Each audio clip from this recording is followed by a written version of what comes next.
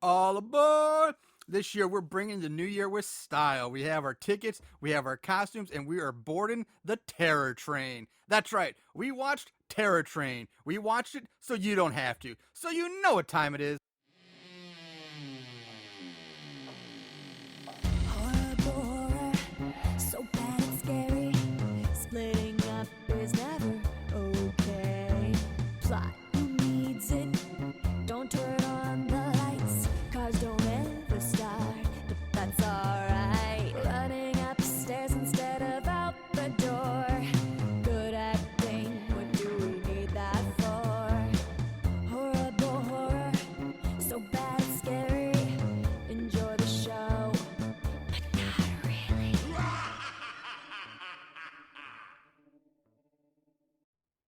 Happy New Year, Moon Goons! Welcome to Horrible Horror, the podcast where we watch the worst of the worst in horror movies. Movies so bad they're scary. I'm your host, Marshall Hampton. With me, bringing in the new year is my co-host, my buddy, Mr. Aaron Southworth. Aaron, how are you doing? 2016 is in the books.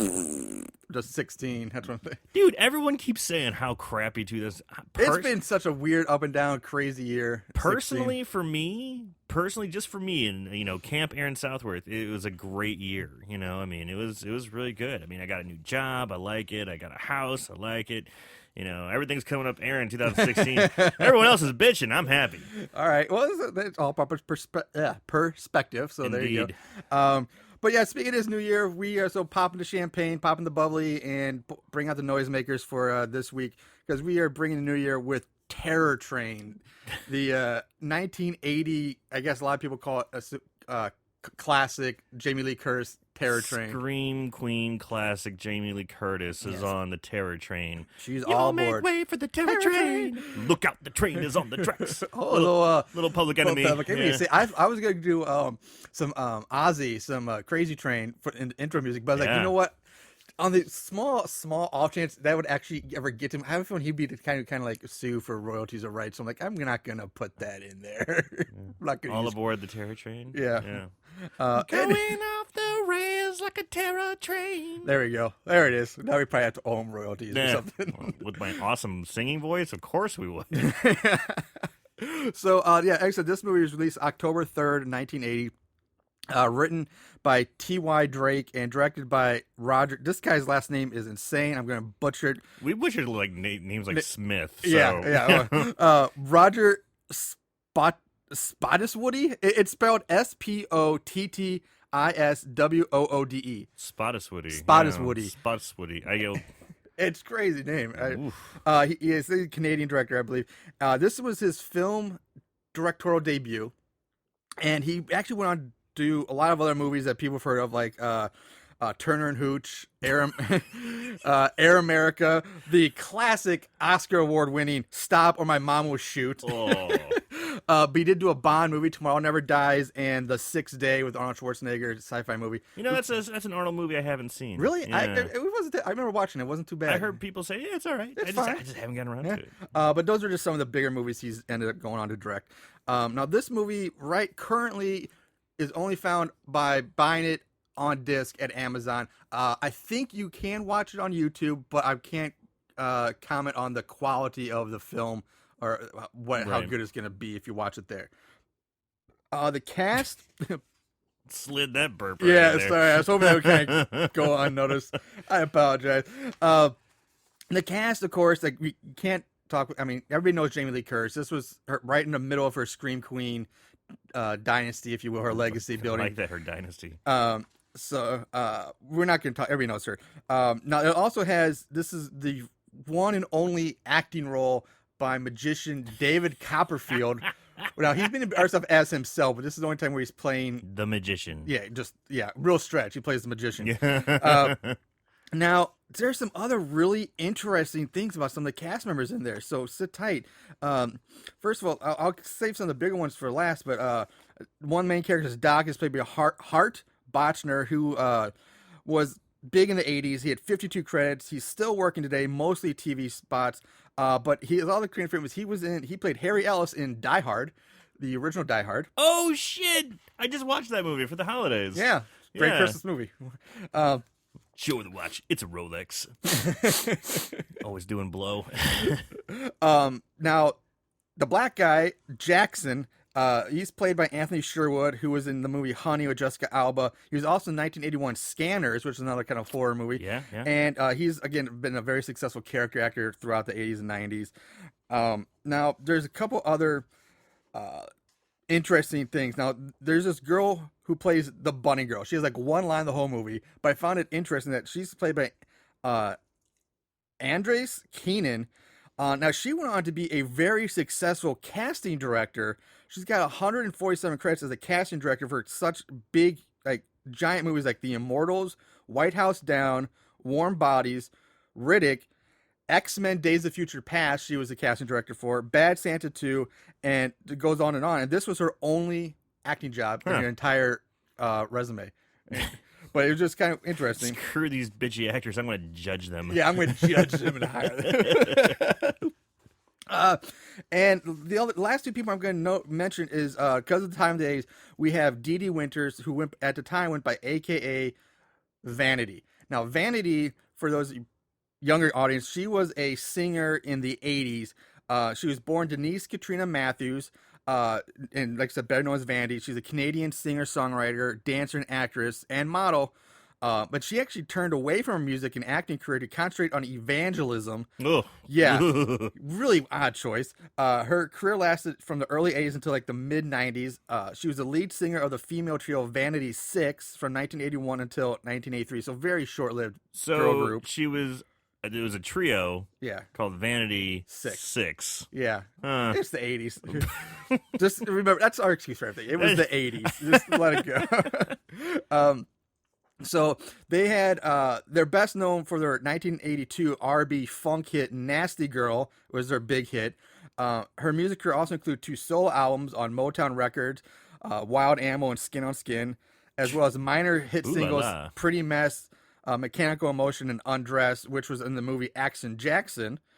Nice. And Under the Influence was another one. She, again, throughout her film career, she's also did magazines. She's on the cover of Playboy, I think, twice. She died at the age of 57 due to renal failure. Ooh. And she was also in movies The Last Dragon, a martial arts musical. Yeah, like I kind of want to go see that. Look that up. Is that the one with like Bruce Leroy and Shonuff? Probably. Yeah. Oh my god. Yeah, I thought that was The Last Dragon. Action Jackson, Tanya's Island. She was in Friday the 13th, the series, Tales from the Crypt, and her other big, I guess there's would have been a big highlight for her. She worked with Prince as a guest vocalist on Prince's song "Free" from the 1999 album. Okay. So she actually collaborated with Prince. That's pretty cool. Yeah. That's pretty fucking cool. That is Again, pretty cool. someone who was lost in 2016. Indeed. Hey, who'd she play? She played Mary. She was the girl who was kind of dressed up as like the I guess you call it either the genie or the belly dancer. Okay, yeah. The blue outfit. Yes, Yeah. the blue outfit. Okay, I got it. Now the last one I'm going to mention is because he has a crazy story. It's just kind of cool. It's like old school Hollywood type story. You don't hear this stuff anymore. Carney, the conductor, played by Ben Johnson. I've seen him in a million Yeah, things. like you should. He was born in 1918 in Oklahoma, where he was a ranch hand and rodeo performer. And then in 1940, Howard Hughes hired him to take a load of horses to California, where he decided to stick around because the pay was good. And for some years, he was a stuntman, a horse wrangler, and was a stunt double for people like John Wayne, Gary Cooper, and James Stewart. His big break came when John Ford noticed him and gave him a part in an upcoming film, and eventually a star part in Wagon Master in 1950. But then he left Hollywood in 1953 to return to the rodeo, where he won a world roping championship. But at the end of the year, it turned out rodeo didn't really pay the expenses, Right. So he went back to the movies because they paid better. And he's basically his career saw him he made over 300 movies as both an actor and a stuntman. Where he died on April 8th, 1996 at the age of 77, and most of his career is like obviously like just tons and tons of like westerns and Right. stuff like that. But I just like that's just kind of a crazy story. Was a ranch hand rodeo guy, went to Hollywood, became a stuntman, left, went back to rodeo. To go back to his first passion, which was roping cattle. But he won a championship in, and then went back to the movies and did like over 300 That's type awesome. movies. So yeah, with that said, let's move on to All Aboard. Woo woo! Let's get on the Terror Train. All right. All right, so we open with this raging college party around a roaring bonfire. It's winter, and the men of the Sigma Phi Omega fraternity are throwing a New Year's party. And supposedly, I got that this fraternity is supposed to be at Northern Illinois. Go Huskies! Where we actually had a pretty good friend of ours who went to NIU. Yeah. So shout out to Brian Carson. And anyway, so the pledges are forced to wear these really stupid, like red, white, and yellow, like beanies on their heads. The hats that look like oversized yarmulkes. So they're calling everybody sir and stuff. Yeah. And you were in a fraternity, so Yeah. you know more about this. I mean, I'm kind of picking up that it's like a college party, and they have the recruits there, and they got to pretty much do whatever they say, and so they're going to be subject to pranks and debauchery and things like that. Yeah. So a group of the older fraternity brothers basically forces one of the pledges to go after and talk to Alana, played by Jamie Lee Curtis's character. Now, basically, this leads them to the second floor of the frat house. Jamie Lee's talking to another girl, and how she's having second thoughts about going through with this. So something's up. Mitchie. And she's not so sure about she wants to do this. And the pledge, Kenny, he's urged upstairs, and he's ushered into the bedroom by Mitchie, it turns out. And Jamie's wearing only long socks and like a football jersey. Yeah, And did you see the football jersey, though? So, this is all being conspired by this guy named Doc. yeah. He's the guy who's really pushing this to happen. So he's kind of the older frat brother. He's like, come on, man, we got your Which back. doesn't We're not make gonna... sense because Doc, it wasn't Doc, because Doc at this time would have been a pledge, as we find out later. He was part of that pledge class. But he wasn't wearing the beanie. But it wasn't Doc it was somebody else, I think. It was totally Doc. Was it Doc? Yeah. Okay. He was the one pushing it. He was the one getting this all going. All right. And he even did a little thing earlier where he's talking to one of the other pledges, and he's like, hey, man, I just want to say, I know you're still a recruit, but Happy New Year. And he goes to shake his hand, and it's a fake, it's a corpse's hand. That was He's Kenny. Like, ah! That was Kenny. As Kenny was about to go upstairs, he shakes his hand, and Mm-hmm. he has like a severed cadaver hand. 'Cause they keep talking about Doc and his other buddy Mo are medical students. Yeah, pre-med. Pre-med. Which you wouldn't have exposure. But yeah, exactly. Like they're pre-med, but yet they have complete access to, like, corpses and body parts, like just willy nilly. Well, they kind of explain it way later, but yeah. So it's Doc. Now Jamie Lee Curtis is wearing a jersey that says Doc on the back. Yeah, which Huh. yeah, you would think that there's something between them. So Jamie Lee hides behind like this large canopy bed as Kenny Yeah, and enters it's the lit room. up crazy. Yeah. It's lit up all kinds of crazy, like flashing lights, road signs. It's like flashing primary colors, like red, blue, yellow, red, blue, yellow. Yeah. And it's like he's real nervous about going in, and the girl Mitchie's like, "Oh, going in, get your fuck on, go for it, buddy." It's like it's a really weird situation. It's like, huh, like there should be warning signs going off everywhere. Yeah. but that's the power of the pussy. That's You a- just all of a sudden you're like, huh, I'm kind of drawn in by this. Something's really wrong. Exactly. Yeah. You think the same thing. Like, warning signs are just everywhere. Like people are like way too eager for this to happen for you, and like get in there. This guy's super skinny and awkward, and Yeah. Jamie Lee Curtis is pretty hot, and he's just like, what's going on? What's going on? So, on the bed, Kenny sees who he thinks is Jamie Lee sitting up on the bed, and she's talking to him from behind the bed, and Kenny starts stripping down. He gets into bed, and you hear Jamie Lee saying like, "Kiss me, Kenny, kiss me." Dude, okay, Kenny, when he's stripping down, he's super duper skinny. Oh, he's a like, twig. bone thin. And is he wearing yellow fucking Yes, panties? like his whitey ties are like more yellow And kind of see through. They were sheer. Were they? I didn't Oh know. my I thought at God. first I thought they were just they were so like. It took me a while to realize that they were. I thought they were old whitey ties, like they just faded to yellow. But I was like, no, those are actually yellow. I'm Yeah, like, dude, it's like a light canary yellow, and they looked a lot like panties. And I was thinking, okay, well, maybe because they're pledges, they gotta wear. But I was like, they're not explaining the reason he's wearing panties. So he's in bed and he leans in to kiss Yeah, Jamie Lee Curtis. Jamie Lee Curtis is behind there saying, kiss me, Kenny, Yeah. kiss me." And it turns out he finds out he's in bed with an armless, stitched up cadaver in a wig. And he because of course the arms fall off, the mannequin arms that had somehow attached to this thing. The cadaver falls back. It's all bloody and gross. It's like this Stitched older up. woman. Yeah, you it's know? like it's just after like the autopsy and all Yeah. this stuff. Kenny, so he flips out. He begins spinning around on the bed, like staying on the bed, spinning But circles. he gets kind of caught up in the canopy. the curtain, the Yeah. canopy curtains. And he's like trying to get out, and he's getting caught up in it, and he's spinning around, and he's getting more and more wound up in it. Yeah. And then all the frat boys and everybody come in like, I got you, motherfucker. They're all laughing at him, and he's like, ah, Yeah, just he's screaming just crazy. crazy man. And And freeze frame, and yeah. Jamie Lee, then she pops out. She sees the corpse on the bed. She's like, "Oh my god, what did I just do?" And basically, freeze frame, fade to black, roll opening credits. Now, I gotta say, I actually really like the shot for the opening credits where like it's just black. All of a sudden, then like this train like emerges out of this warehouse. Yeah, like and pulls out. the door comes up, and it's the like all train- this steam and Yeah, smoke. It's like yeah. it's really cool looking. It was a good, Territory. yeah, I'm it was like, a really it's good pretty shot. fucking scary. Yeah, great shot. So after the credits roll, we jump ahead 3 years, where a large bus drops off all these costumed party goers of the Sigma Phi Omega fraternity and their dates at the train station. And they all unload the bus. The train pulls up to greet a cheering crowd of college kids just going batty. Yeah, they're ready to fucking party. Yes, they are.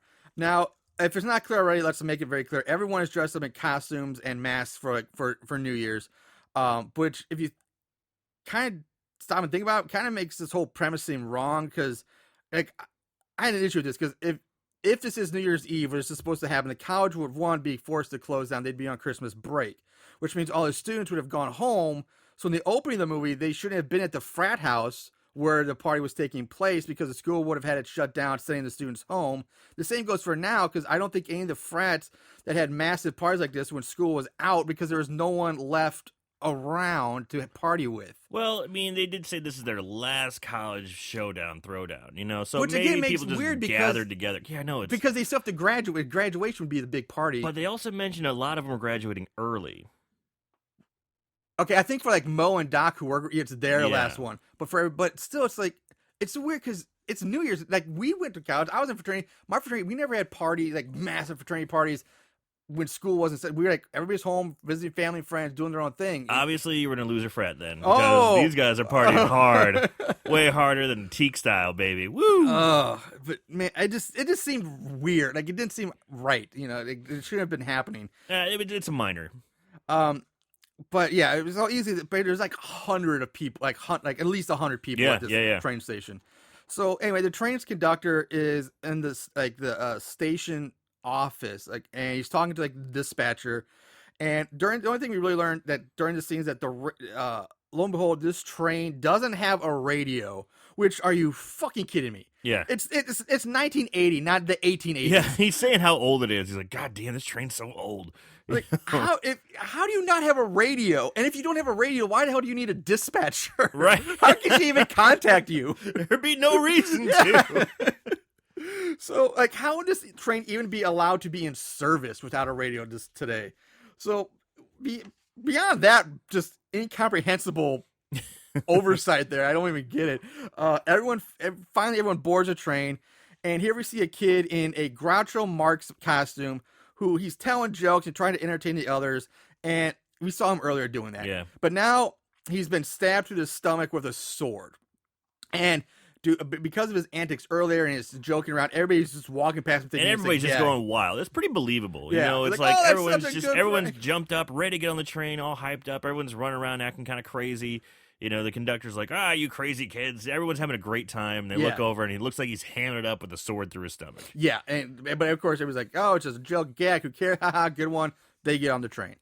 So he falls down dead in the snow as the last of the partygoers board the train, and we see hands reach out and start taking his costume off, and his body is then rolled onto the tracks, and it gets run over by the train as it pulls away from the station, heading off into the night. I kind of like that. And then we see someone wearing the Groucho Marx mask and costume on the train.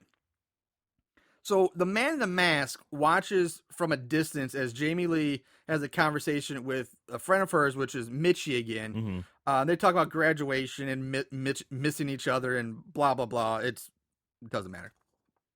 So we go back to the conductor He's sitting in like this caged office, like in the crew quarters car of the Yeah. train. Which is weird. Like I get you have an office, but why is it caged in? I don't know. It's but like- yeah, it was very weird. Like because nothing in there needed to be like was like bolted to the cage. Like right, didn't need like, to be. like they had the like they had like a table to eat. They had They had had bunk tables beds, and chairs and bunks, and you know, like and, nothing's but everything caged in, else is just open. But Yeah. this one like office, which is basically considered a like a desk and a and chair and like some a little item and files. paper. Yeah, it's Yeah. like it had to be caged in. now just working in HR, like doing a little bit of stuff like in the hospital, sometimes there's things that have to be locked up. Yeah. So it might be a regulation thing. Like this needs to be in a secure area, so they just made the secure area there. That's just Maybe. a guess. I mean, it could be, but again, we never see anything that would be like, okay, they don't make a point. Like, this has to be locked up, and something that they keep something in this cage that comes back later. Nothing happened, just a weird random just a weird cage. thing. So that said, he's talking to like one of the train's maintenance guys and some other staff member. Nothing happens here. It's just a way to meet a few more of the crew of the train. And this is where we join David Copperfield now complaining to his female assistant that this is a lousy crowd, that it's too noisy, and he quiet for his I illusions. need complete silence Yes. for my illusions. Mind you, he says I need complete silence for my illusions. And she's just like, well, it's better than little kids parties, and they pay well. Yeah. So he's talking about he's looking out and watching like the kids dance while the band plays. And there's this one girl in the crowd whose costume, I noticed, is just a large pair of slacks pulled up to her tits, held on with suspenders. Love it. That's her costume. Love it. Meanwhile, one of the lounge cars, one of the male senior members of Sigma Phi, they're hanging out along with two of the pledges. So this is like the VIP car where only the senior members can go. And one of the pledges just brings up the fact that this night used to be called Hog Night years ago, where the tradition was that every pledge had to get laid no matter the girl. And which is, again, referring back to the opening scene, because that's the whole thing. Everybody's trying to get laid. Yeah. And this pledge mentions that it had to be canceled due to something happening a few years ago, which we already seen. And this leads to Jamie Lee's boyfriend, Mo, I believe his name is, trying to stop the story from being told. But the other guy's like, nope, and he insists on telling it. So, side note, this guy, this is where it gets confusing because I had side note, the guy telling the story says that he and the other members of this in the scene right now were freshmen when this happened, which is fine, Dan, because it's been 3 years, so it would make sense that they're seniors now. Right. But what I have a problem with is it's a fraternity thing. Is that if they're an OP scene, they're already full members of the fraternity, hazing the other guys, which doesn't add up because they would have been pledges too Right. at that point, or and if they were freshmen and the events took in between the fall and spring semesters where New Year's is, they shouldn't have been. They should have been pledges themselves if they were already. It doesn't add up. The Right. math doesn't make sense. So regardless, Jamie Lee seemingly she's like upset about this. She's telling the story. She quickly gets over it, and joins her boyfriend. The others as they pop champagne. Yeah, so we kind of get the idea that this is, the eve, the 4-night anniversary of the shenanigans that took place earlier. Yes, indeed. Now, there's a short scene that takes place in the front of the locomotive or the engine car between the conductor, the maintenance man / coal shoveler, who is just named Shovels. that's what they call him. They call him Shovels. Old Shovels over there. Shovels. Oh, Shovely.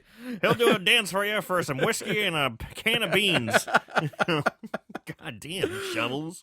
And then this older man who steers and operates the train up the front. Again, nothing really important to have. It's just meeting some more Character characters. introduction. Yeah. We go back to Jamie Lee's best friend, the blonde girl. She's Mitchie, and she enters one of the sleeper rooms and finds the man in the Groucho Marx mask sitting there. And of course, she thinks it's still the original guy who we saw killed. He thinks it's the funny guy who is acting all crazy, but Yeah. we all know it's not him. Groucho offers her a joint from the cigarette case, which I didn't mention this earlier, but when they get off the bus, Doc had offered the bus driver A joint. And the bus driver's actually a really cool guy. He's I like, want to see more of yeah. that bus driver. He's like, Yeah. hell yeah, I'll take that. But of course, he had the finger in the case gag where The it's like, severed finger gag, Yeah, where it's your own finger and it looks, clever. yeah, But anyway, he opens it up and he offers her a joint. Yeah. And I don't remember if I think she takes one, She doesn't takes she? it, yeah. Yeah, because she puts it in her boobs. But he gives Yeah. her one and it's just like an actual severed finger rolling around, but she doesn't notice. yeah, because she thinks it's still just a prank. She's fucking partying. She Yeah. doesn't pay attention to detail. Yeah, so that's really the only thing that matters. That she takes her joint, she leaves, and the killer mask follows her out of the sleeper and continues to follow her through all the sleeper cars. He's about to shove her into the bathroom to kill her, but is interrupted by the black guy in the lizard man costume. And the girl thing is just like the shaking or rattling of the train that caused him to fall into her, just like whatever. And she leaves and enters the next car, and nothing happens. So being that he's interrupted and he stops to kill, the killer turns his attention to the guy in the lizard costume.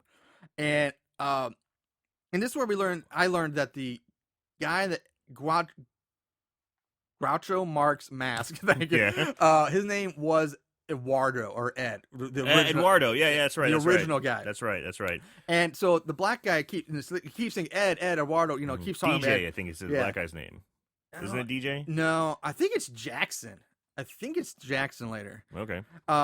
But Both very black names. Yeah, he offers Eduardo a drink, and is like, hey, let's go into the bathroom because He's for like, some I reason we can- have to go into the bathroom to drink. Well, it's funny because he goes, I got the good stuff. And I was like, okay, has he got like blow? Has he Yeah. got drugs or something? And I thought the same thing too. Yeah, I mean, that would make sense. You go into the bathroom to, do a little bit more of the hardcore drugs, not around everybody. Yeah. All right. So he goes in the bathroom and he just like pulls out a glass and a bottle and he starts pouring it. He's like, whoop, be careful. Yeah, it was just a small pint bottle or something of like whiskey or something like that. I'm like, really? You had to go into the bathroom to That's do the that? good Because stuff. everybody's drinking shit. Everyone's out in drinking open everywhere. Yeah. It's just really weird. Yeah. Um, I don't know what kind of booze he had. Yeah. So the killer grabs him by the head, reveals himself to the black guy. He's like, pulls the mask off, and And he's like, whoa. he's like, oh, you. And then it doesn't matter because the killer then just smashes his head up against the mirror, killing him, shattering the mirror. And that's it. He's dead. Yeah. We go back to the senior car with Jamie Lee, and her Mitchie has joined them, and this is where this is where I comment on the name Mitchie because if I figured out who she was at this point, it's just a weird name for a girl like in Yeah, Mitchie. it sure is, because it makes me think of Mitchell or Yeah, Mitch. it's like but Mitchie. Is that, I'm guessing maybe it has something to do with her last name. I don't. Well, we find out. I found out later, and I guess I'll just cover it now. But it's actually her name is Michelle. Her phone name is Michelle, but they call her Mitchie, which is again such an '80s thing. Like, Yeah, it's yeah, such yeah, an '80s yeah. thing. Girl named Mitchie. Oh, Mitchie, you're so fine. You're so fine. You blow my mind. Hey, Mitchie. Hey, Mitchie. Mitchie was pretty fine. Sorry. Mo, by the way, is played by Timothy Weber, who also had a really solid career. He's still working today. He's got 129 credits to his name. Big character actor. He was in a lot of stuff in the 80s. I want to say he was in like. I might think of the nope. Never mind. I'm getting ahead of myself. So fuck it. Jamie Lee, she gets pissed off when she finds out this party was not Mo's idea, but it was Doc's, because she still has a big grudge against Doc for the events that happened 3 years ago, and she storms out. Mo follows after, but tells Doc that he's gonna get him for this, and that he means it this time, and then he leaves. So apparently, Doc's pulled these shenanigans before. Yeah, Doc seems like a dick. Yeah, Doc's a dick. Double D. Doc's a dick. I don't know how much, why people like this guy. I mean, he just seems like a real cock. Yeah. Well, because he's like everything. I guess back in the day, he's probably the rich, good-looking, president Dick. of the fraternity. Yeah, I'm yeah. blah blah. I'm pre-med. I'm pre-med. Yeah, everybody's got to be pre-med. So Mo meets up with Alana, Jamie Lee Curtis, apologizes, they make up. She smells booze coming from the bathroom, but the door's locked, and thinking that whoever's in there just dropped and broke a bottle of liquor in the bathroom. And they leave on. They move on. We cut to the brakeman and the conductor back in the crew car. They're sitting around talking, having some beers. And this is where we learn the conductor's name is Carney, by the way, which is, again, another weird name. They have Shovels and Carney. Yeah. Poor bastard. And the rodeo clown. Jeez. Yeah, Carney was the rodeo clown. So we go back to Alana and Mo, and they're in some other, the entertainment car, I guess you call it. where David Copperfield is performing some like close-up hand magic, some very Yeah, close-up he's stuff. warming up the crowd, doing like quarter tricks. And Yeah, stuff. he does a trick where he makes a cigarette go through a quarter and then makes the quarter disappear and all this Right. stuff. We skip it just a little bit more. Alana and Mo are sitting in a booth with two other girls. Now the blonde girl is again weird ass names in the movie. Her name is Pet. We have Mitchie, Carney, Shovels, and Pet. Pet. I mean, we're like, and Doc. We're like, where's the rest of this? We're like a weird Seven Dwarfs thing going on. Is this the one with the pants pulled up? This is the one with has the pants up to her titties. That's her cast. Her name is Pet. I love that name for her. It's great because she's just an idiot. Yeah. Who's just basically there for sex. Yeah. You know, it's like, who do we get a girl that we could just, everyone can maybe fuck from time to time? Pet. Sure. So, and we also meet the other girl, this black guy's Jackson's girlfriend, who is Mary, who is played by Vanity. I was talking about. Now, apparently, we learned that Pet was interested in Eduardo, and she was waiting around for him. But they both get up and leave because when Pet gets like, "Where's he at? He's setting me up," so they leave. It doesn't fucking matter. After some more conversation between Alana and Mo, we go back to Doc and Mitchie in the senior's car. Carney enters, shows them a joke card trick. They laugh, they leave. Again, it's just building up character and just building things. I will say this movie, I probably would mention it later, but just in case I don't, this is a very slow burn horror movie. It's like it's in the early stage of like kind of like Halloween was. Only Halloween is much better in my opinion, but like the slow build to a more climactic scene, not real slow burn for sure. Yeah. I mean, it definitely has some pacing issues. Yeah. I mean, it moves along, but and all the moves make sense, but it's just slow movement. You know, it's like just methodical. It's not wasted motion because every scene still has something that's still technically moving the movie forward. Yes, it does. But it's just slowly doing it. Very well said. Very well said. So Carney goes about his business while Doc and Mitchie they make out outside the locked bathroom, which we see is now somebody's locked it and it's all. At first, I thought somebody broke a key off. Yeah, I thought so too. God, did you see that thing? Yeah, there's like a little like a nub or something there, but apparently that's part of the key lock. But it looks like somebody broke a key off inside the lock. That's exactly what I wrote down. And everybody's, oh wait, it's not the case. So now we go back to Copperfield. He's starting his big actual magic show. And remember, he needs complete silence to watch this. Oh wait, let's put on some funky disco music. Just this crazy light show, this insane like disco music going on. I'm like, you motherfucker. Damn it, Copperfield. You tricked me again. Oh, that's his greatest trick. Yeah. So during the show in the lounge car, Doc and Mitchie, who's now wearing like this old man mask and a black cloak for some reason, they approach Mo, asking where everyone is. Mo tells them that they're all watching the magician. So Doc's is like, oh, he didn't, like, hey, I didn't hire a magician, but Mitchie wants to go watch it anyway. So there's your another first, like, something's up. The magician wasn't necessarily supposed to be here. Now, I do want to say this. Like, I thoroughly enjoyed the magic show scenes of this movie. Me too. I know some people will probably hate it and say it slows the movie down, and I would get that argument. I get it. But I really like it. I've always enjoyed magic. Plus, I've always had a fondness for David Copperfield because when I was like a little kid, about 10 in the years 80s, or so, sure. My godmother took me to go see David Copperfield at the Fox here in St. Louis, and I just remember being in all of it. I loved it. Balls blown and away. After show, I got David Copperfield's autograph. I met him, and it was just really cool. And then plus, of course, my good friend of mine is a very successful and talented magician from here in St. Louis, and I remember helping him with as he gets started, he's like helping with his first few tricks ever, and just when we were like 13, 14 years old. So I don't know. I've always kind of enjoyed magic. Friend of the show, Justin Willman. So anyway, back on track. Pun totally intended. It's so cheesy, man. I would have missed it totally if you would have mentioned it was a pun. Oh God. That's like old man humor, but you nailed it. I love it. Cheers. So after the show, Doc and Mo start hitting on Vanity and Pet to convince them to go back to the senior car with them. And Mitchie sees this and is like, what?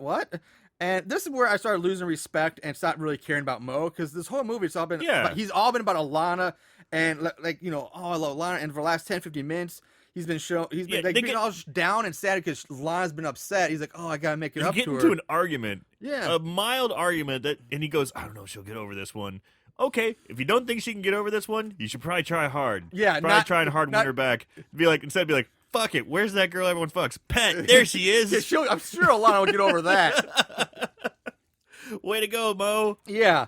So, so he does a really quick 180 on this one. That's hilarious. So Alana then wants to get more champagne, so she goes to the senior car, but Mitchie convinces her to stay, and dance with her because, like, you don't want to go back there Yeah, right Mitchie now. sees the shenanigans going on. Again, Mitchie's with Doc, and Yeah. she's just like, fuck it. And what kind of phrase is that? Like, she's like, yeah, I saw your boyfriend going, like, the slut pet. Right. And I'm not going to let you go back there and stop it, or then you better stay and dance with me. Like, what? So, His relationship dynamics are I know, kind of thin. really weird. We're best friends. I'll never leave you. Yeah, your boyfriend's fucking this other guy, but I'm not gonna let I'm you not know gonna, that. I'm not going to tell you that Yeah. one. So they dance, and on a side note, the band that's playing is named Crime, and I found this article written by Chris Lane of the Houston Press called "The 10 Mostly in parentheses Cheesy Songs from Classic Horror Movies," and on that list at number 9 was all the songs by the band in this movie. And I love it. Here's what he had to say. This is part of the article.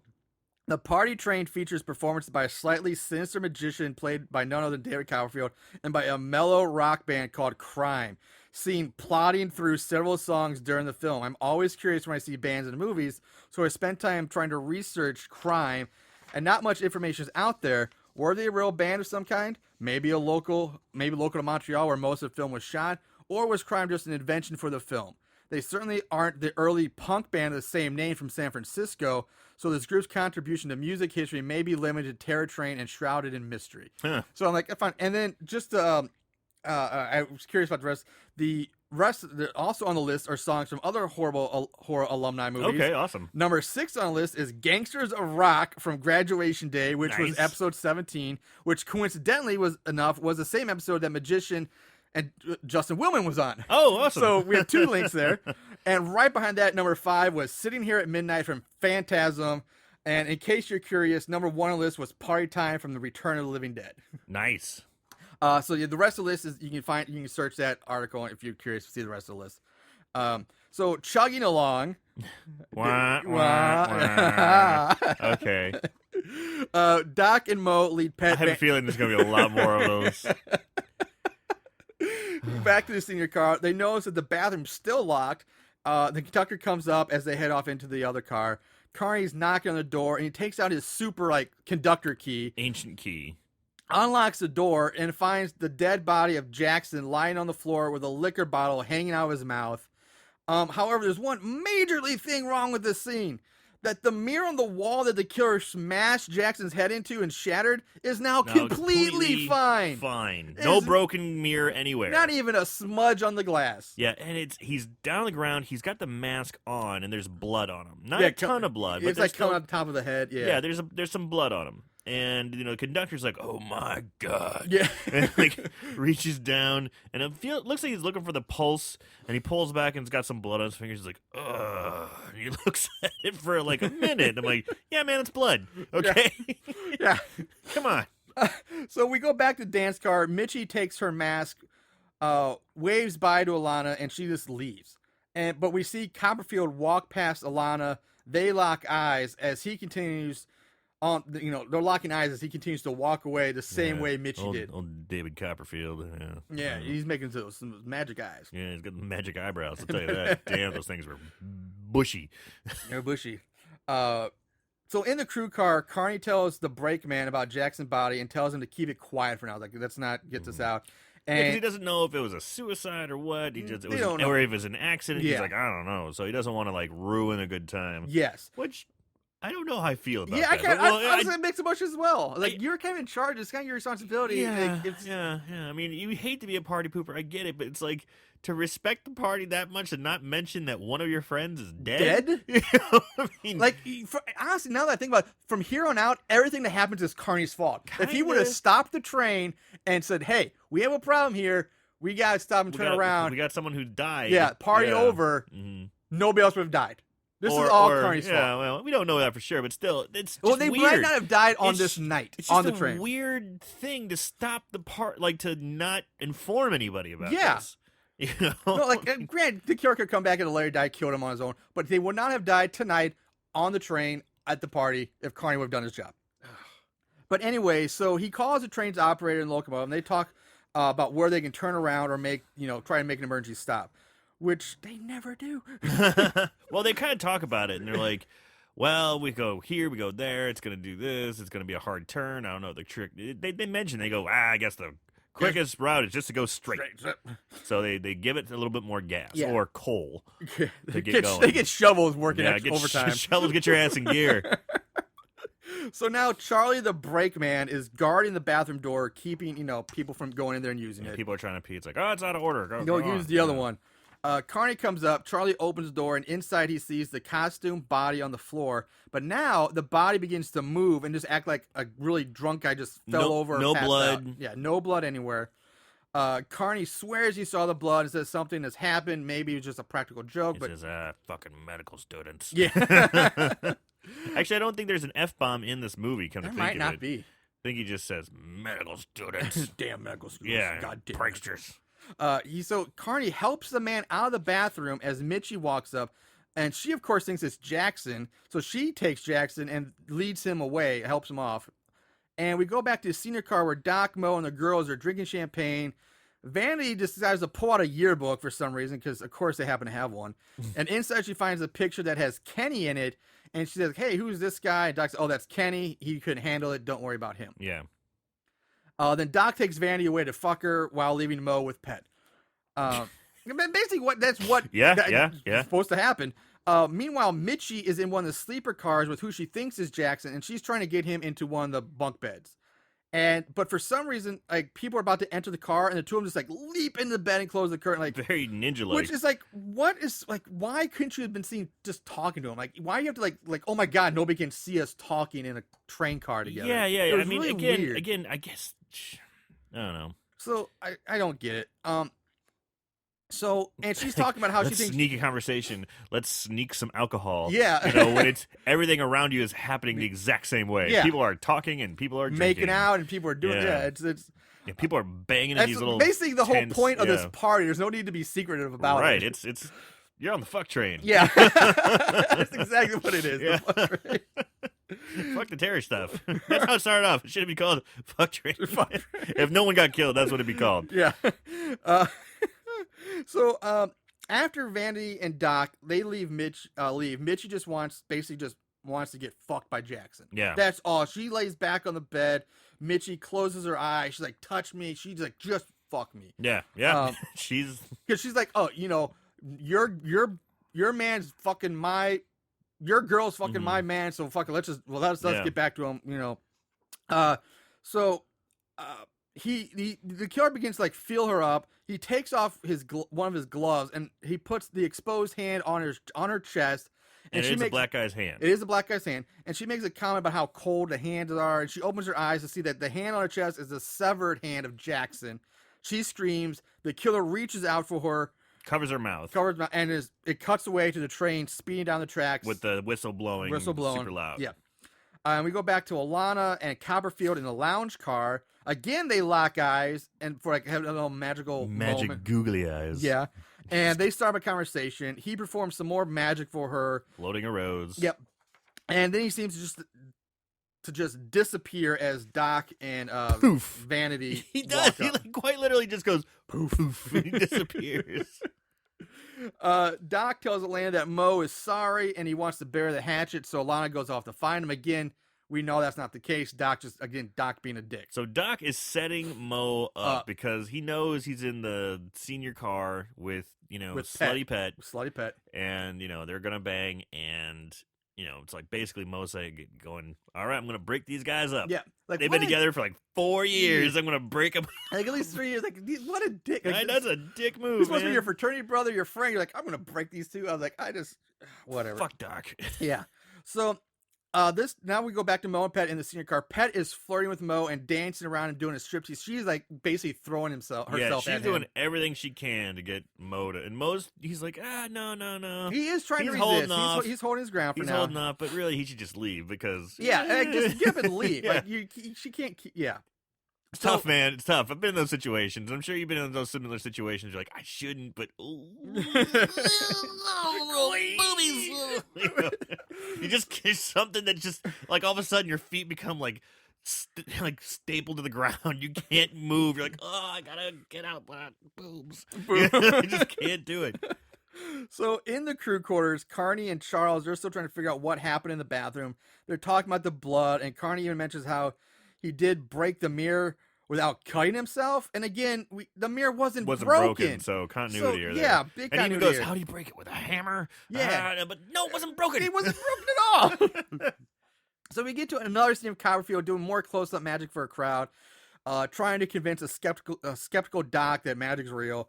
And this time he uses a switchblade to find Doc's card. And throughout this whole movie, it tries really hard to paint the aura of mystery around Copperfield as a way to try to make you believe that he could be the killer. Like Right. he's behind all this. Back in the sleeper car, Carney is making his rounds, and he finds a black high heel shoe in the aisle. When he picks it up, Mitchie's arm flops out from behind the curtain. He pulls the curtain back to find Mitchie dead with her throat slashed. He tucks her arm back behind the curtain, closes it, and starts to slowly just back away. He's like, it's like almost like kid, like, okay, I see nothing. I see God. So he just walks away. In comes Alana. He asks, like, hey, have you know whose shoe this is? He's like, oh yeah, that's my friend Mitchie. This is where I found her name was Michelle. I'll take it to her. So, but Carney's like, no, don't do that. Come with me. And meanwhile, Mo is trying to get Pet to put on her clothes when he hears Alana knocking on the door looking for Mitchie. Now Mo realizes that Doc has set him up. He's like, oh, that motherfucker. Yeah. Carney takes Alana to the crew car where he tells her the bad news. And of course, she doesn't believe him at first. She storms out.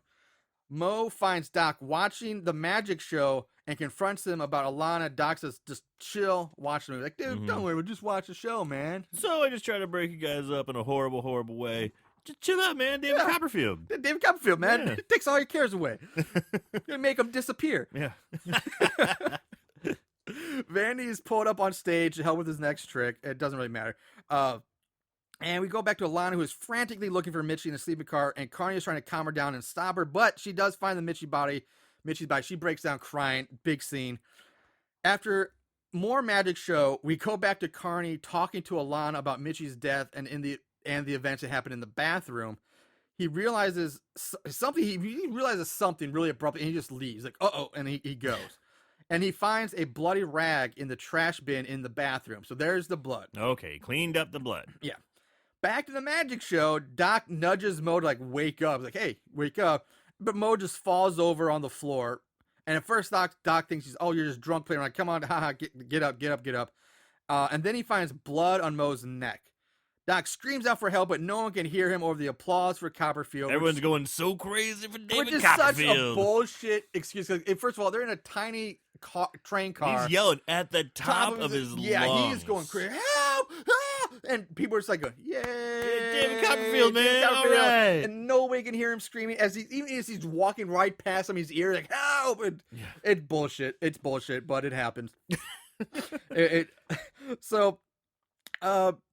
Yeah, so Doc drags Mo off and carries him through all the other cars, Again, screaming for help. and everyone's going. But they laugh at him, thinking this is some kind of prank, which is weird. That's kind of the problem too, man. You cry wolf one too many times. You know, people are just like, whatever. I get that, but yeah, Doc they show a history of pranks amongst the fraternity, like with the pledge and all that. But there haven't been really set up a history of pranks where like Doc or people pretending somebody else is dead. Like, I don't understand why they would think this is a prank, right? There's no history that really back that up. Yeah, and I gotta tip my cap to the actor because he was really frantic, you know, like really, I mean, it seemed like, this is not funny. This is not like, oh, help me, guys. Yeah. He was screaming like bloody murder, you know. No, yeah, no, Hart Botchner or something like that was in it. Alice from Die Hard. Yeah, Harry Ellis from Die Hard. So Doc finally does get help when he runs to Alana and Carney in the sleeper car. They set Mo down, rip open his costume to reveal his chest is just covered in blood. Some random partygoers enter and want to know what happened. Carney rushes them out. Doc asks where Mitchie is. Alana tells him she too's dead. Doc freaks out and starts pulling on like the emergency brake cord. Yeah. And when the train doesn't slow down, Carney thinks, "Oh, something's wrong. Why is the train not slowing down?" So he goes to go check on Walter, who is the locomotive, the operator, the guy who's driving, steering. I don't know what you call it technically. Conductor. I don't know. Well, he's the conductor, but I guess he's the engineer. I guess.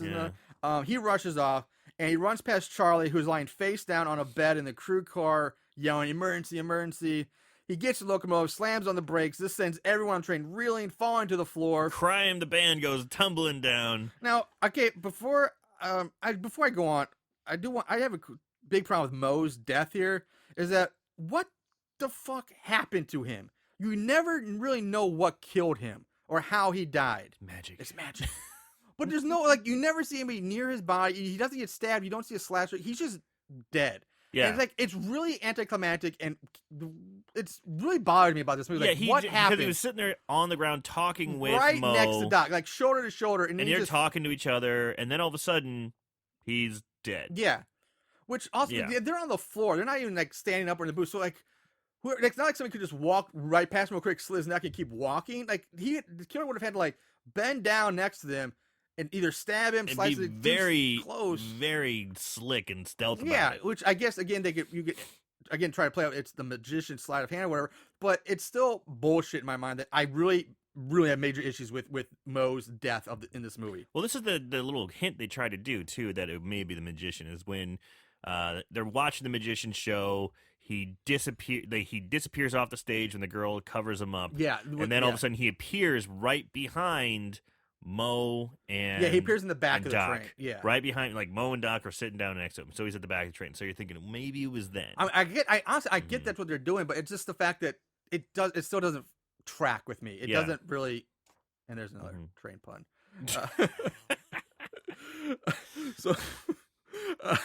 So anyway, eventually the train comes to a stop. Charlie and Karn find Walter's hat, which now has blood on it, and they also realize that Shovels is now missing too. Poor Shovels. Poor Shovels. All I wanted was some whiskey and beans. I don't know why. So Carney says, "Charlie, don't go back through that train without this," and hands him an axe. He's like, "Here's an axe." Shit just got real. Yeah, it did. So we see all the partygoers are getting off the train now in the middle of nowhere. Carney's telling them, like, the rest of the train, the other, like, the ushers and the train, the ticket takers, whatever, like, arm themselves with fire axes and search the train, but don't try to be a hero. Now, for some reason, the lights on the train don't seem to work. They just, like, they've been working the entire time, but all of a sudden now, there's no power. Turn off a lot of lights. Power's just gone. Which makes no fucking sense. Why would the power go off just because the train stopped? It's another bullshit antic that I'm so sick of. I mean, if now you see somebody cut the power, great. But it's just off. For no reason, it's just off. And so outside, Carney is telling everyone to remove their masks. So I want, and like we see one of the other frat brothers start taking a roll call, like checking people out. Now, while this is going on, Alana comes to the realization that there's one common denominator between herself, Doc, and the people who have been murdered tonight, that being Kenny.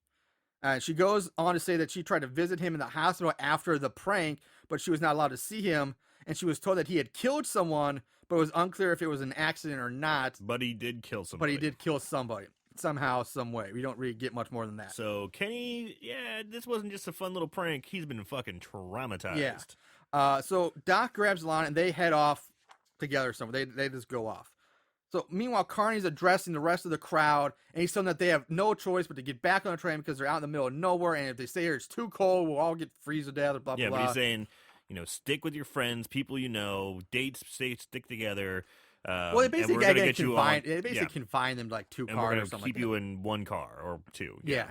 And two of the ushers that they sent to search the train come back and said they didn't find anything or anyone. So Doc tosses now, we see him basically toss Alana into one of the private like rooms or cabs, like I guess you'd call it, locks the door behind him, and for good measure, he breaks off the door handle. And then for some reason, he pulls out another yearbook. So how many yearbooks are on this train? And he opens up to a full-page dedication to Kenny that shows Kenny's interest in magic. Bum, bum, bum. So now they think Kenny is Copperfield. And Alana wants to go to warn everyone, but Doc refuses to move from the room. And at this point, he starts losing. He's starting to snap a bit. He's going a little crazy. Yeah. Somehow, Alana manages to get the door open, even though he kicked the Lock knob off, the door. and tells Doc until Doc does try to stop her. But then they see somebody walking down the hall in the darkened corridor, and she towards him and Doc. She slams the door closed. He slams the door closed, locking Alana he's out. like, Fuck you, it. Jamie Lee. Yeah, I'm out. But it turns out just to be Carney, the conductor. Doc's going crazy in the room looking for the killer. I mean, he's searching every small closet. Yeah, he's sitting in the room. He's like, I'm safe. And this scene is pretty intense. It actually is a pretty good scene. Because he's losing it. He's coming in unhinged. Yeah. He's sweaty. He's looking around, and all of a sudden he's like, I'm safe. And he looks up and he sees, oh fuck, there's the closets. There's these little cubby holders. 3 little closets where a person can hide. And so each one he's opening, it's suspenseful. Each one he's opening up, it's suspenseful. Doesn't find anyone. He starts overhead compartments. He starts stabbing at him with like stuff. random ashtrays or whatever he can get his hand. And he's throwing things around. Trying to find him. He's like, oh, and he finally sits down. And then there's the last thing he sees is across the it's like an adjoined. It's like a suite. There's like a cab, and then there's like a small little, and it's adjoined with another cab. Right, and he sees that there's space underneath the seats. And he's like, oh, and there's something white underneath there. At first, it's like a can. It's like a beer can. Is that what it was? Yeah. Is that supposed to be is that trying to make it look like a face or like a reflection of a mask? But there's underneath the couch, and he's like, what's that? So finally he builds up the gumption to go up there and go check it. And as soon as he does, a hand reaches out from underneath the seat he's sitting on, grabs his ankle, and he freaks the fuck out. And he face plants to the ground. He struggles with. He starts screaming like a little girl. He's struggling with the door, frantically trying to get it open so he can escape. A hand reaches out, grabs his shoulder. Doc looks down to see that it's a woman's hand, like a nail polish on that. Thinking that it's Mitchie, he relaxes. Like, oh, okay. It's all a prank. Oh, this is a big practical joke. You got me. You got me. And that's when another hand grabs him by the hair, and another hand enters the frame holding a blade. And Doc screams, but the camera cuts away to the crowd of kids getting back onto the train. So Doc is gone. Kaput. Alana now has gotten off the train and is looking for the conductor to tell him who the killer is. Like, it's Kenny. Again, this makes, no sense to me because we just saw Alana and the conductor together in the hallway. So why didn't she tell him then that it was Kenny, the magician, instead of why is she now off the train looking for him? If you think about it, it makes absolutely zero sense. Because she comes to the conclusion that it's Kenny the magician when her and Doc are off the train. And they get back on the train when Doc locks her in the room. Now, is this before or after? And I don't know if you mentioned it in your notes or not, but she does go looking through the. She goes looking through the magician stuff. No, that's way later. Okay. That's way later. This is before that because, like you said, the order of events is they stop the train, everybody's off. While they're off, Jamie Lee tells Doc, "Oh my God, it's got to be Kenny." Those two rush off, get back on the train. They lock themselves in the cabin. Jamie Lee gets out of the cabin. Doc locks out, thinking the killer's coming in, but it turned out to be Carney. So they have met. Why didn't she always say, "Hey, I know the killer. It's Kenny the magician"? But now we see her off the train saying, "Look, asking me, where's the conductor? Where's the conductor? Where's Carney?" She was just with him. Huh. This makes zero sense. It's insane. So anyway, we cut to Copperfield checking on his magical equipment, which he's happens to be the small swords that Ed was killed with. Yeah, so swords you can stab through, and the lovely assistant is talking. She shows up. She's talking to, and she's been part of the show here. She disappears for a good chunk of the time. Well, and then at this reappears. point, she's a minor character. Yeah. She's the magician's assistant. Yeah, and then she's just like, "Oh man, I was so scared out there." Yeah, I'm like, it's like maybe I should have had one of these to protect myself with, referring to one of the swords. Around the sword. Yeah. So Alana now takes the Prez, which is the nickname of one of the fraternity brothers, who's like the politician guy. We've seen him here and there before, and she takes him to the room Doc locked himself in. Find the door still locked and not getting a response from Doc. They rush off to find Carney to get his help in the crew car. And this is where she tells him that the magician is the killer and leads him back to show him the yearbook to try to explain it. You still get no response from Doc, so Carney gets the door open, finds the room's destroyed and just covered in blood. I mean, there's blood everywhere, no sign of Doc. Carney's searching around the room. He opens up one of the overhead storage compartments, and out falls Doc's dead body, followed by his decapitated head. Yeah, just like bouncing out like a basketball. Yeah. We cut to Carney ushering all the kids out of the entertainment car, which is where the band and Copperfield and were the playing. magician was at, yeah. And into like and where his like private room is in the back. And out comes his assistant wanting to know what's going on. Carney tells her, hey, where's Copperfield? And she's like, oh, he's in the back. So she too gets ushered out. And once everyone's out of the car, Carney locks it and seals it off by using a length of like heavy chain and padlock to like further reinforce anybody from getting into this thing. So Alana then is taken by one of the ushers to a private room where she can rest and try to get some sleep in safety. He leaves her, but he tells like, I'm not leaving the car. I'll be right outside. She curls up, take a rest underneath the blanket. Now, we cut to the angry mob of college kids demanding that they get into Copperfield's car so they can dish out some mob justice. And Carney standing his ground, like, nope. And he's like, you want to kill him? Here's an axe, but you better take a good look at the bodies of your dead friends first. Is this really worth it? And apparently the mob backs down, and it's like, Carney's like, I'll go check it out myself. Carney! Calm in the mob. Carney don't fuck around. Man, Carney, man, he's spitting some truth. Yeah. So we jump to a shot of Alana sleeping, then to a behind shot of the usher sitting in the chair in one of the empty lounge cars. It's from behind. Mm-hmm. But when the camera cuts to the front view, we see that the usher is now dead. Bum, bum. Oh. He's been impaled to the chest with one of Copperfield's swords. And we see a hand reach down, pick up the axe that the usher had, and it cuts away again to Carney and two more ushers entering the entertainment car. Carney is calling out for Copperfield, telling him to come out because they have to turn the heat off back there and it's going to get really cold. He should join them in the lounge. Trying to get an excuse so he can draw him out. Yeah, draw him out. While the the conductor's assistants have axes. I just call them ushers. Ushers have axes. So they make their way back to Copperfield's room. They find it empty. Can't find him. And the only other door leads basically to the end. Back, it's like, you open the door and it just caboose, it's not even a caboose. It's the car is the caboose. You just open the door and there's just train track and open air behind you. And just like a little chain acting as a railing. Yeah. So back to Atlanta, where the killer is now wearing Mitchie's mask and costume. He enters the room. The killer hacks at Alana, who is curled up on the couch, but turns out it was just a sex doll under the covers. Swerve! Alana leaps out from the closet with a sword. Where did she get the fucking sword from? I don't know where'd she get that from? Where did she get the sword? Like, they're just magically appearing all over this place. Swords everywhere. Yeah. Stabs the killer in the back, rushes out of the room. Yeah. So did she didn't pull the sword out of the dead usher. She just like, there had to have been one like in the closet then waiting for her. Like, how does this happen? And again, I harp on it a lot. You got him on the ropes. You just obviously this is the killer. He just tried to hack you had your decoy. Yeah. He destroyed your decoy thinking it was you. You got him on the ropes. You stab in the back with a fucking sword. He goes down hard, like keep going. Yeah. Finish him off. But nope, she stabs in the back and makes a break for it. So I just totally lost my place in my notes there. She starts to walk down the hallway, but is suddenly cut off by the killer popping out like a side door, which in a way kind of makes sense because that would be I'm guessing being one of those attached like suite rooms, so it'd be one door and another door. But if that's the only way that makes any sense for that to happen. So she runs the other way. Killer gives chase. Now the killer hacks his way through door after door, trying to get to Alana. She ends up in the crew car. The killer enters, locks the door behind him. She starts racing towards the far end, but the door is locked or it's stuck. It's a good chase scene. It is. It's a really very good chase well scene. Done. Very well done scene.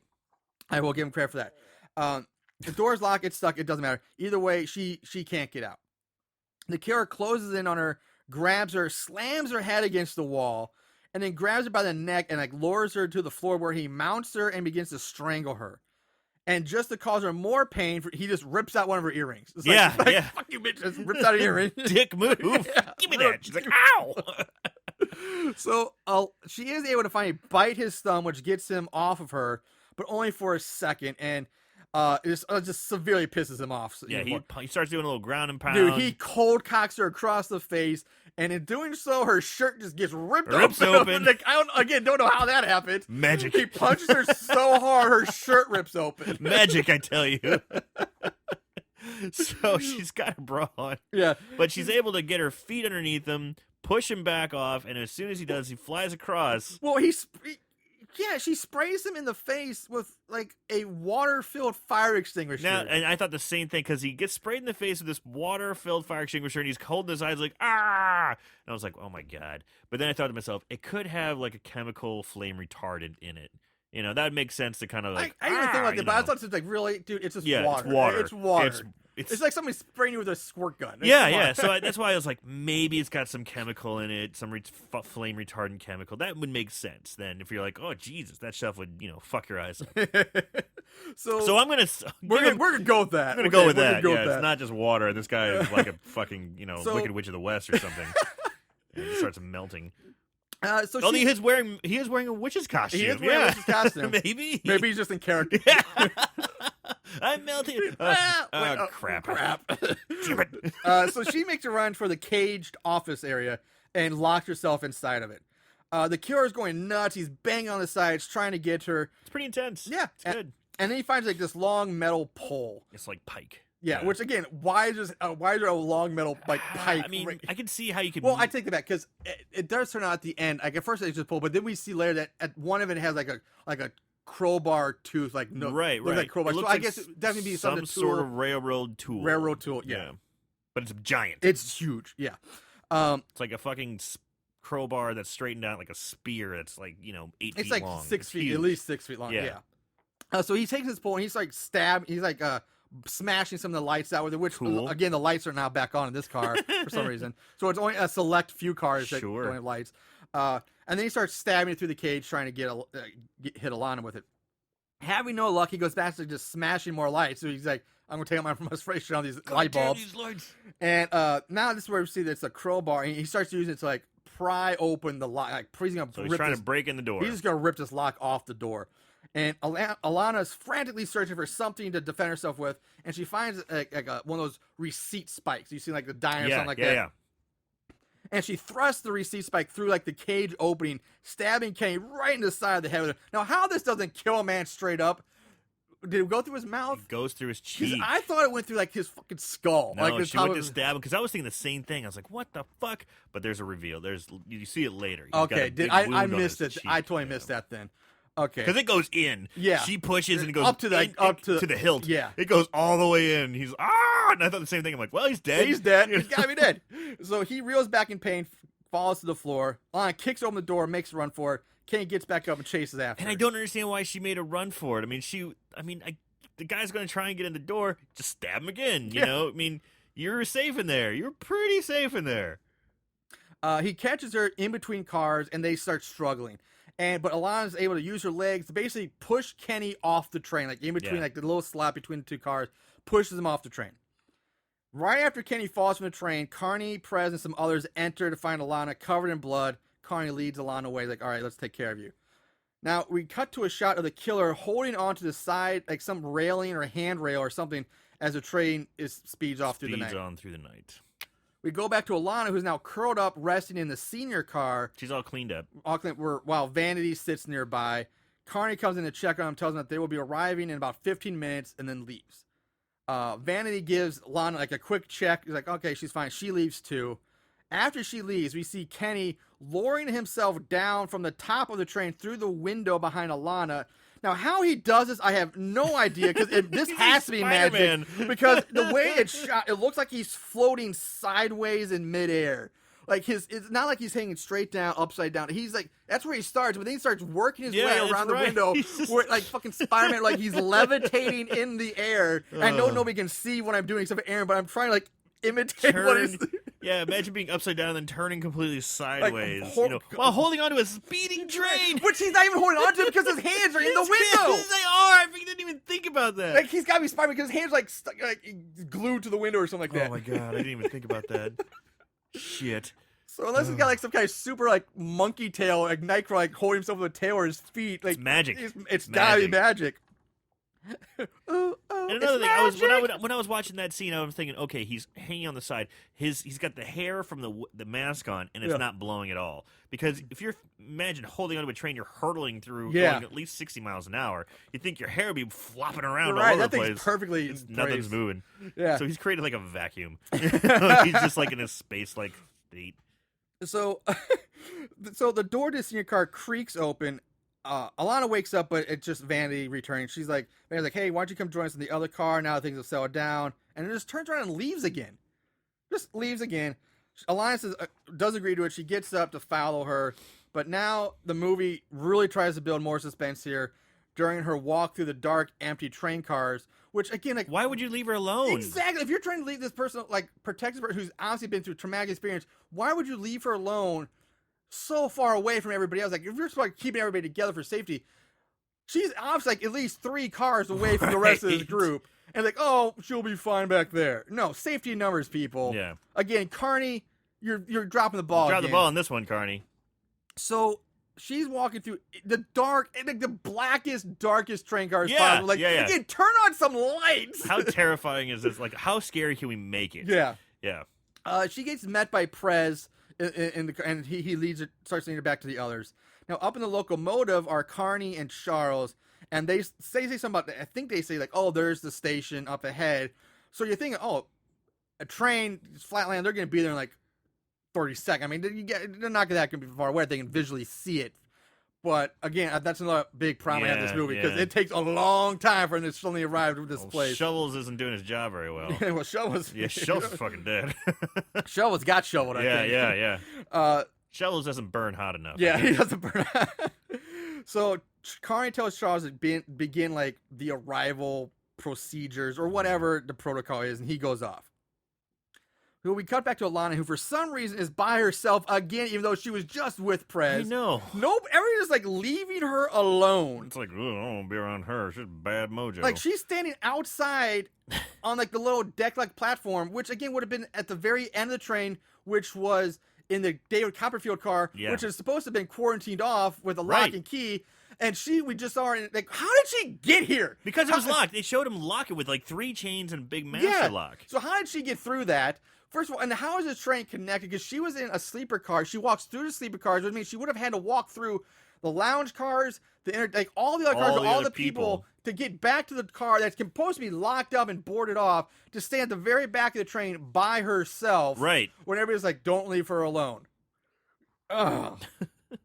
So she starts to head back inside, close the door behind her. She makes her way through Copperfield's dressing room area, and she spots like this suitcase. She opens it up. She starts rifling through all of his stuff. Inside, she finds the rose that Copperfield gave to her earlier, so apparently he took it back. And then she finds a scrapbook filled with clippings about Copperfield. And while she's looking through it, the large wooden box behind her that's used for like the sword through a woman trick falls open. She spins around to find Copperfield's dead body with sword sticking through him like a pincushion. Yeah, impaled through him. Yeah, Yeah. he's just like a pincushion in there. She screams, runs out of the room, and through the crowded cars of people all the way to the crew car. And you think they'd be like, oh shit, we should go help her. Yeah, Let's like find this out is the what's girl happening. who's shit. Like there's like, all right, whatever. What? She's yelling out for Carney's help, and she gets to the crew car. She finds Charlie sitting at the table with his hands on his head reading a book. She sits down across from him crying, saying that the magician is dead and that she doesn't even know who the killer is anymore. Charlie reaches out, grabs her by the wrist. Alana looks up to see Kenny dressed in Charlie's uniform and wearing one of those like really creepy clear plastic masks. Yeah, it gives you that weird look. Yeah. Kenny removes the mask and the hat to reveal that he's wearing a blonde wig and lipstick. He then pulls off the wig and wipes off the lipstick as flashes of Copperfield's assistant are shown. So there's the big trick. There's the illusion that Kenny was the assistant in drag this whole time. Now, here's a question. Yeah. While watching this movie, where you're like, oh, it's fucking Kenny. No. Really? Oh, I mean, Were you you like that? No, I knew Kenny was the killer, but I Well, didn't. yeah. But did you know it was the lovely assistant? To be 100% honest, I know I'd seen the movie before, but I forgot the actual. And I knew it was Kenny. I mean, that's blatantly obvious from the Yeah, opening yeah, scene. yeah. But no, I didn't realize. I forgot. Like, oh my, okay, he was the assistant because About halfway through the movie, I remember the first time I saw the assistant, I'm like, "There's something weird about that assistant. She looks fucking weird." really, And then they did no, that when assistant when, was a clearly different person. when it reappeared, and that same shot they're showing when he's waving and stuff, and like when he reappeared or rematerialized, I'm like, "Oh, that's a fucking dude." You know, I'm like, "Oh, that's Kenny." Oh, like Okay, right I when would he, say that right when he shot. came Yeah, back. okay, that I was shot. like, "That's yeah. him."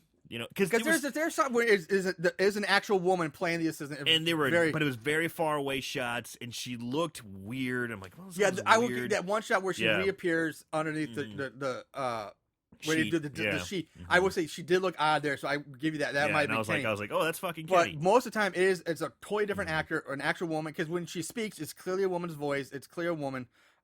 So I let that slip my mind. So anyway, she starts pleading with Kenny and tells him how sorry she is, and he just simply says, "You haven't changed," and I've been watching you all night, still partying, being a dick. Kenny accuses Alana of liking Copperfield, and and she tries to counter. It's like, but I'm sure you're better than he is. He's nothing compared to you. And Kenny's like, yeah, I'm better than he is because Copperfield didn't know how to properly cut up a woman, so ooh, or saw a woman in half or whatever. He then goes on. He tells Alana to kiss him.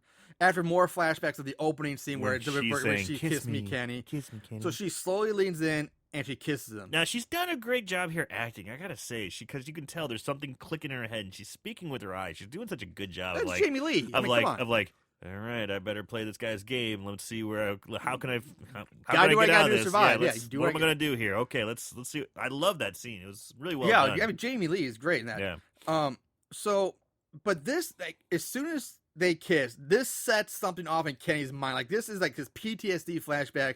He begins freaking out again, having He's flashbacks like, of the prank. No. He's spinning around in circles again, He's screaming. getting caught up in his costume. He's getting caught up in like coats or Yeah. cloaks. They're just like I don't understand where these come from Yeah. because he's not even wearing them anymore. They're like on the wall, like they're like hanging on a hook on a wall, but somehow he manages to grabs get them caught and up. gets all caught Like up in I'm that. gonna tangle myself up in these, and Carney enters with the large coal shovel from shovels and hits Kenny over the head with it, which He sends hits him twice. which sends Kenny flying out the door, which is somehow magically opened by magic. Magic.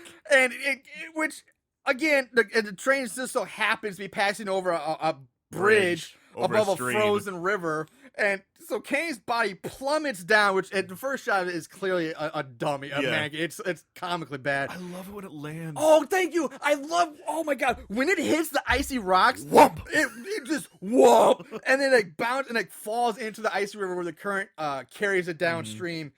The train continues down the track. It's Roll with some credits. force. Whoop. I know, I loved it so much. It was so impactful. But I mean, can we just explain first of all, how did that goddamn door open? I don't know. Where did that door even come from? We've seen that crew car so many times throughout this movie. There's Yeah. never been a door there. All of a sudden, there's a door that's also open. And Cardi just like smacks the guy out with a like shovel. a fucking baseball. He's like, whack! There he goes. Yeah, it's like Home what? run, Carney. What happened? So that there is Terror Train. So let's move on to favorite kills. There can be only one. Favorite kill? Now, I think there are about 8 kills in this. Not all of them you really see, just some are implied. Hardly any of them you see. Yeah, and so- this is one thing I kind of was a little bummed about was it kind of felt like I think it had an R rating, but just barely. Like this felt like baby's first horror movie. You know, I mean, it wasn't. I was saying it was a bad movie, but it just did not have much blood, guts, kills, thrills. It was just kind Yeah. of The only boobs you see are the dead woman's in the very beginning. no. You do see pets. There's a nice scene of pets. Oh, did we see Pet's boobs? Yes. Okay. Because Pet pulls a pretty slick move when, she drops something and Moe's picking it up and all of a sudden her clothes are off. She's like, "Ah, I'm in Yeah, my but underwear." did she Yeah. actually show Oh, see yeah. the tits? Oh yeah. Okay. Oh yeah, because I was hoping. Okay. It's Okay. real brief though. It's All just right. like a flash. Gotcha. So what do we got? What are we gonna do for favorite kill this week? I guess I'm just gonna have to. And even the kills you did see were pretty weak. Like when Jackson got his head smashed through the mirror, it's like Jackson's a pretty big dude. You get the heads, like that's all that took. Yeah, he was probably the biggest of all of them. It would have Yeah. taken way more than just one And head smashing. and Kenny is a twig. I mean, He is a he's twig. pulling. He's basically portraying a thin woman. You know, Wafy. Yeah, Waffy? wafy. Yeah. So I'm just like, man, okay. So my favorite kill has got to be, home run Carney knocking Kenny out of the truck, and then the whoomp, the landing. That was my favorite. I 100% agree with you. Yeah. That's my favorite kill too. Like I thought maybe it would be Doc because it's the severed head and all that. Yeah. But no, it's like what did it for me was the way that body hits the ice at the bottom, that thump. Mhm. Because like I said, the first shot of him falling out is clearly a mannequin. Yeah. It's obvious. But when it hits, they do a much better job of covering it up, and Yeah, it looks more it's human. definitely got impact. It's so impact. It's like, oh my god, I loved it. Yeah. That alone made it. So we both agree this week. Favorite kill: Kenny falling from the train, hitting the ice below. So let's move it on to odds and ends this week. Not only did they watch these films, they researched them too. Ugh, what is wrong with these guys? All right, so our rating system, ratings. IMDb gives it a 5.9 out of 10, which I was a little surprised by. I thought this would have a higher rating on IMDb because so many people think it's such a classic. Jamie Lee Curtis, I figured it'd be a little higher than that. Rotten Tomatoes again surprised me, 36% on the thermometer, and with only a 38% audience score. Wow, so that's a pretty darn close. Yeah, really close. But Amazon then 4.1 out of 5. So Amazon's always the higher one. But yeah. Plot keywords, there were 109. I obviously skipped a lot of them. I just wrote some weird ones that I thought were kind of funny. Not all of them, but first one is sadism, which I don't get that. Like, there's nobody like really like inflicting pain on themselves, I don't think. Yeah. So I don't really get where that sadism comes from, unless I missed something. But the next three are just because they're so clinically accurate and politically correct. You have sicko, creep, and weirdo. Which I just got kicked out. Like, okay. Yeah. Then you have, I love this one, video nasty. Video nasty. Which again, like, I don't even think it's even in the movie. It's but so weird. Like, video nasty. Video nasty. And then we've had this before, Canucksploitation, another Canadian movie, Canucksploitation. And this one I just saw was again really weird. Like I don't know how it relates, but Impossible Love, which sounds like a really cheesy like love ballad from the 80s. And this love. And this impossible love. Yeah. It sounds like it should be really bad. Somebody make this song happen. Impossible love. But I was like, again, really weird. Like, why is that even? Like, why is that keyword? I don't get it. So, trivia. Now, there's a decent amount of trivia for this movie because, again, Jamie Lee Curtis, a lot of stuff going on. So sit back and get some knowledge on this movie. The idea for Terror Train came from a dream that Daniel Grodnick had. One weekend night after seeing the films Halloween and Silver Streak, Dan woke up and said to his wife, "What do you think about putting Halloween on a train?" His wife answered, "That's terrible." He jotted down "terrible train" on a piece of paper on his nightstand. In the morning, he changed the title to Terror Train, wrote up 22 pages, and made a deal on it with Sandy Howard's company at 3 o'clock that afternoon. So, talk about real quick greenlighting the script or a project. This film was filmed between November 21st, 1979 and December 23rd of 1979. By the time the picture was ready to be launched, Jamie Lee Curtis had already earned the title of Scream Queen, or Queen of Horror, because she had also already filmed Halloween 76, The Fog 1980, Prom Night 1980, and Terror Train 1980. All these were in like 2-year span. So I mean, that is a ton of work for Jamie Lee. A ton of spook work. Yeah, so I scary mean, movie rightfully work. gets it. So hey, hats off. Yeah. All or at least most of the filming on the train scenes had to be scheduled for night shooting, just because the environments of the gigantic Montreal warehouse, which housed the train, were so active and noisy during the day. Shooting would begin at 6 p.m. at night and continue through to the early hours in the morning. And the train was just rocked back and forth on a rig system in the warehouse in order to simulate the movement on the rails. Magician David Copperfield said of this movie, "Film is a magnifying glass for magic, so I had to be very careful. What you see on screen is exactly what the extras saw during shooting." So he had to be very careful about hiding his tricks and doing all that stuff, which made me wonder, because the one trick where he does like where he holds up the curtain and makes the assistant appear and then disappear. Really, I was like interesting because I wonder how if they did some kind of trick for Tiger with that one, because clearly he was doing that in the middle of the train, so he had audience in front of him and behind him on both sides of the screen. Yeah. So the people behind him clearly would have seen what was going on, but yet they were still acting like they had no idea. So that was the one, like, what's happening there? Like, what, somebody had to have seen something, or they used, trick. They just like, what, we're gonna fake this one. This is gonna be movie magic, not magic. Exactly. I always said, or we talked about Dave Copperfield's only acting job. Jamie Lee Curtis once said of her character in this film, there are certain things a heroine in a thriller has to be. She has to be vulnerable so the audience identifies with her and is rooting for her, but she also has to have enormous inner strength to overcome the evil or terror that is pursuing her. I play the same kind of character as I did in other films, but Alana, the girl I play, is stronger and more defined. She shot this film back to back with Prom Night in late 1979, so she went one from the other. Both films were shot in Canada, Prom Night Toronto and Terror Train Montreal. I didn't know that. Yep. The opening prologue of the college bonfire was the very last scene of the movie to be filmed. It was added during post-production around 1 month after principal filming had ended as a tie-in to the origins of the character Kenny.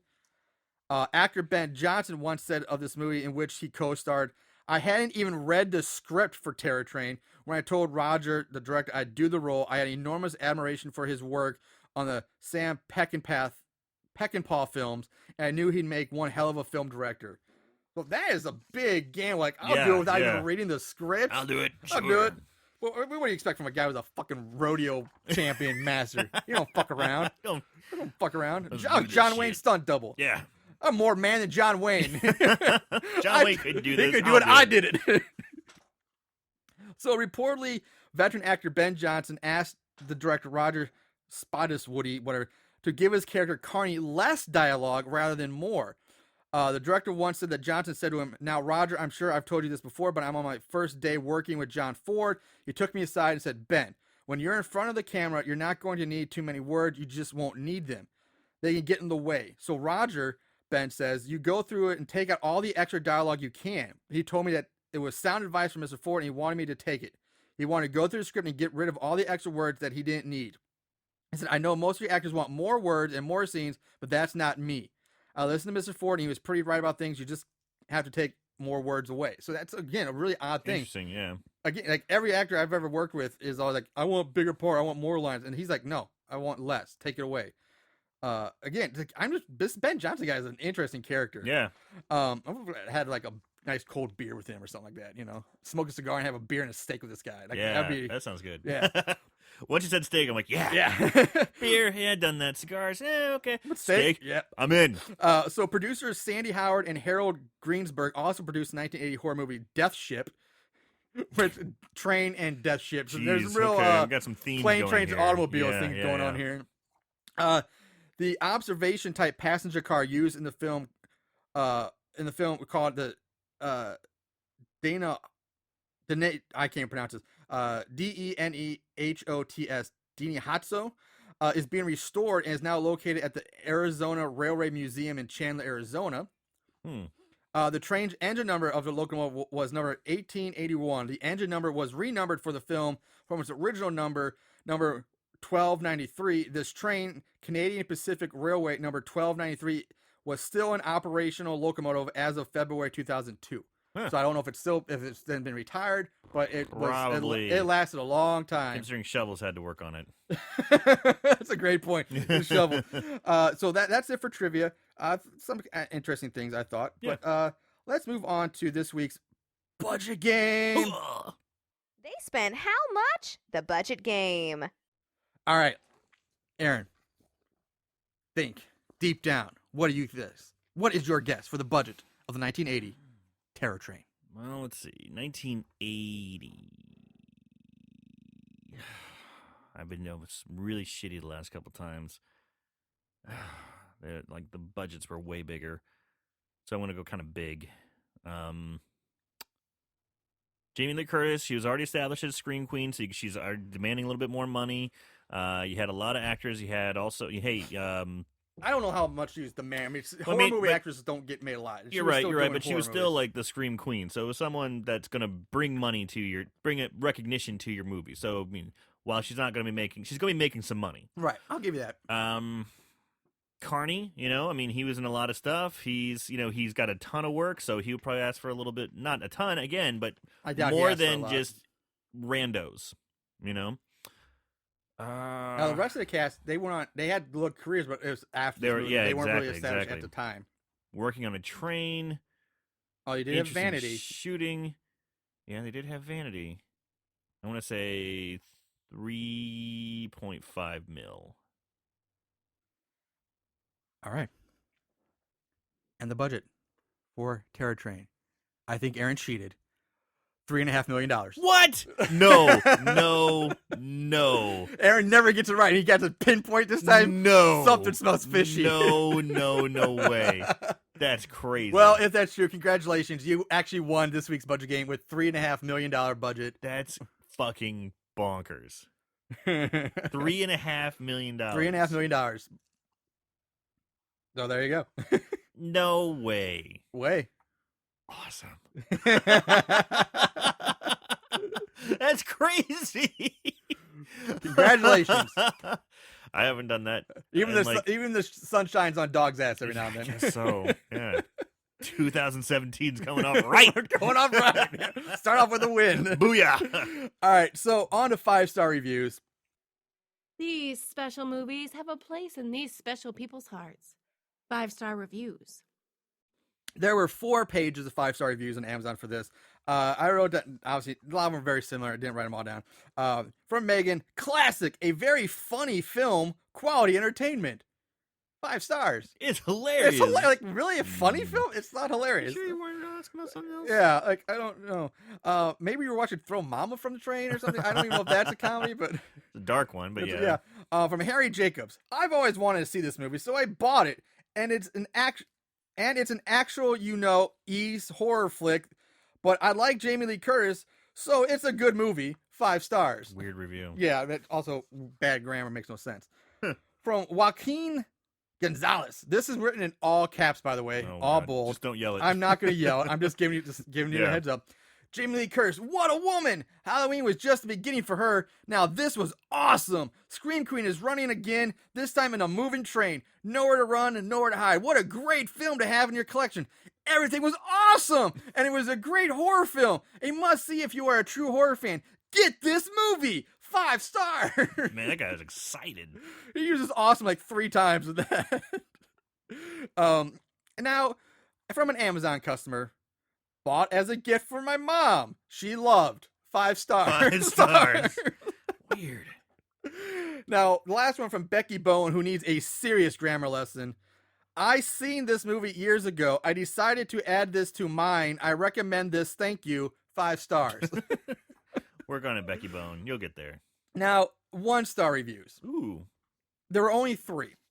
And I wrote down, I think, 2. Or maybe just 1. It's a long one, but it was, nope, I wrote down 2. But they were so crazy Okay. and weird that they needed to be read. In my mind, they needed to be read. All right. So, first one from John. Give me a whistle. This movie blows. Kind of funny. Yeah. What a cheap way to exploit Jamie Lee's impressive lung power. If you can't figure out the killer after the opening sequence, you haven't seen enough horror movies. Okay, we know who the killer is, but he hides in costumes of his victims, not showing his face. So what? They spent too much time making it look like the magician or others. It does excel in hiding him on the train, but we kind of know what to expect for an ending. At least I did. The acting's okay. The movement of the film is rather slow, except for a great chase sequence toward the end with Jamie and the killer. David Copperfield should have been the first thrown off the train. What a cheesehead. Stick to magic. Your acting sucks. The effects are the worst I have ever seen. It looks like a 3rd grader's school project. Jamie Lee excels as usual. The film was a quick buck during the slasher film era. Jamie got her check, a second booking, and she moved on. Serious, if anyone was surprised by the identity of the killer at the end, you really were not paying attention. The back of the DVD case even differs from the film. The banner by the campfire in the film says Happy New Year. On the case, Happy Halloween. Are they trying to trick potential customers that this is another Halloween-themed film? Pretty bad. Thank God for John Carpenter. He is God. 1 star. Dude. That guy sounds like he's got some issues. Yeah. Now, this one this one's just crazy. Was crazier than that one? I think so. It's just weird. I like the way you read it. It made him sound like a spoiled little bitch. From Frank Hepner, Terror Train Derailed.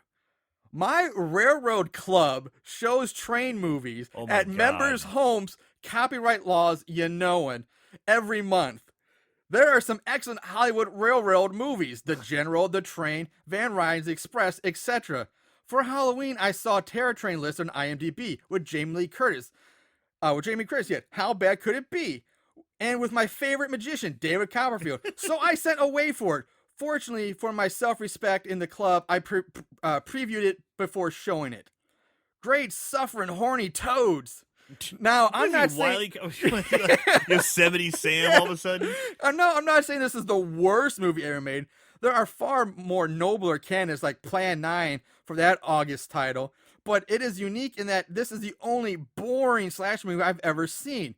I made it through the first half hour and came to the conclusion that if David Copperfield actually saw this woofer before it was released, he would have tried to disappear himself. I tried to prep the club by saying they had an excellent director and a world-class cinematographer, plus an actual rented steam locomotive and train.